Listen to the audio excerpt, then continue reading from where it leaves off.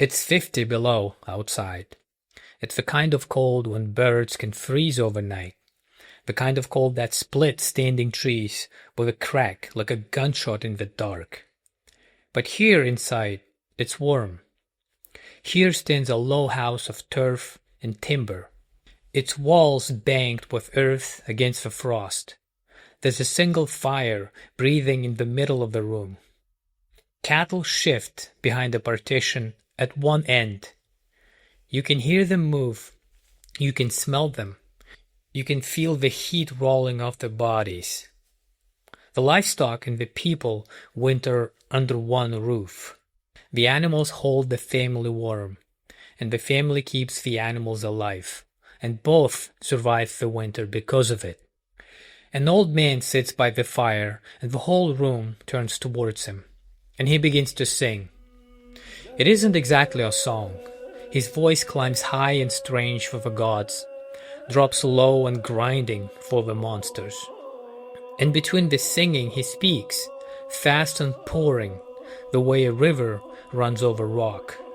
He holds no drum and no instruments of any kind, only his voice, and it will carry the room some nights until the sun comes up. He is singing the shape of the whole world. 3 worlds grown along one great tree, the Al-Lukmas, the sacred tree whose roots reach into the dark and whose branches hold up the sky.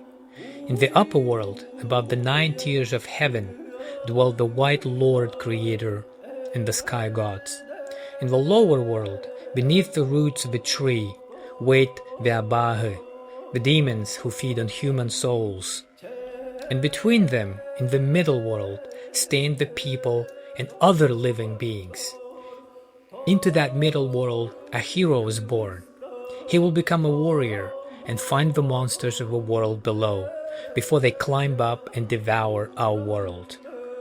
This is Olonkho, and that old man by the fire, who can hold a room through a night, stands as the closest thing these people have to a library, a temple, and a theater, all in one voice. This is the world of Sakha, and it's not exactly what people expect when they hear the word Siberia, and picture something small and frozen and simple. This is a civilization, cattle lords and warriors, blacksmiths who forge iron armor, poems longer than the Odyssey, carried in living memory, with not one written word to hold them. The Sakha didn't spread evenly across this enormous land. They couldn't do it physically. Instead, they gathered in a handful of wide river valleys on the middle Lena, Tuymada, Erkeni, and Kseli, pockets of open meadows known as the Alas, surrounded by endless forest. Here, the summer sun is strong enough to raise grass, and the grass is enough to raise cattle. Tuymada is where the city of Yakutsk stands today. But long before any city, it was simply the best of the good ground, the warm heart of a cold country, at least in the summer. The Sakha found the few places in the frozen world where their life could survive, and they held on to them tight. And then they did something no one else in the world had done. They kept cattle and horses alive through winters that fall to 60 below. Think about what that takes. A cow cannot graze under 5 feet of snow. A cow left outside in that cold is dead by the morning. So the Sakha built a life around keeping them alive. During the brief summers, they cut grass, dried it, and stored hay, racing the short season to stockpile enough food to carry the animals through 8 or 9 months. In winter, the cattle came inside, into that turf house, behind the partition, sharing the family's own heat. Cattle herding isn't easy even in a warm country. In subarctic Siberia, it's an act of true ingenuity. That turf house has a name, the balagan, a low cabin of timber and earth, with a cow barn built onto one end. Every balagan was a small world made for surviving the winter. People, animals, hay, and fire, all held together in one warm room against the cold darkness. The Sakha lived in small settlements. A winter place might hold only 20 people. a few closely related families sharing their pasture, their storehouses, their corrals. But those families were bound into something much larger. The families made up clans, and the clans made up tribes. And every clan knew exactly where it belonged. At the top of the society sat the toyon, the lord. A big toyon owned herds in the hundreds, sometimes thousands, and cattle were the measure of everything: wealth, power, standing, the price of a bride, the size of a man's name. Below him stood the batars, the elite warriors, something like the knights of Europe, and often the heroes the epics were named for. And at the bottom were slaves, captives taken in war, owned in the households of the wealthy toyons. This was not an idyllic pastoral society of charm, peace, and rustic simplicity. It was a society with lords at the top and the enslaved at the bottom, and cattle wealth deciding almost everything in between. Two things this society built deserve to be cherished. The first you have already heard, the Olonkho, epic poems of 10 to 15,000 lines long, longer than Homer, held entirely in memory and performed by a single voice through a single night. A whole literature with no books.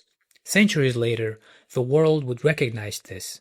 The Olonkho now sits on the UNESCO list of the great oral masterpieces of humanity. The second thing is iron. The Sakha are a Turkic people, and like their ancestors before them, they were exceptional metal workers, while their neighbors in the forest hunted with bone and stone. The Sakha smelted iron and forged it into knives, into spearheads, into long bows, and into armor. The warriors could go to battle clad in iron, and the man who made it, the blacksmith, was no ordinary craftsman. The Sakha believed his power came from the spirit world itself. So where was this society going? A people this organized, cattle lords, warriors, and advanced iron culture, 80 tribes packed into a handful of rich valleys, was moving towards something larger, towards a nation.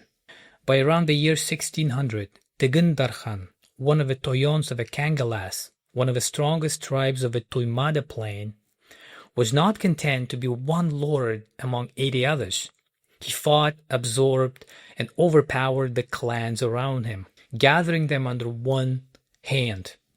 The legends remember him as almost a king, a man other lords bowed before. Historians have a careful phrase for what Tygyn was building: a single Sakha people under a single ruler, on its way to becoming a nation in the full sense of this word. And he almost made it. But in the year 1632, a group of strangers appeared on the Lena River. They looked different. Tall, bearded men, some with pale eyes, the hair brown like a bay horse's coat. They came out of the west. They carried iron sticks that spoke with fire and killed from a distance. They served a toyon who was more powerful than anything the Sakha could imagine, a Tsar, on a throne almost 5,000 miles to the west, in a city called Moscow. The strangers built a wooden fort on the river and called it Yakutsk. Nothing about this land would ever be the same.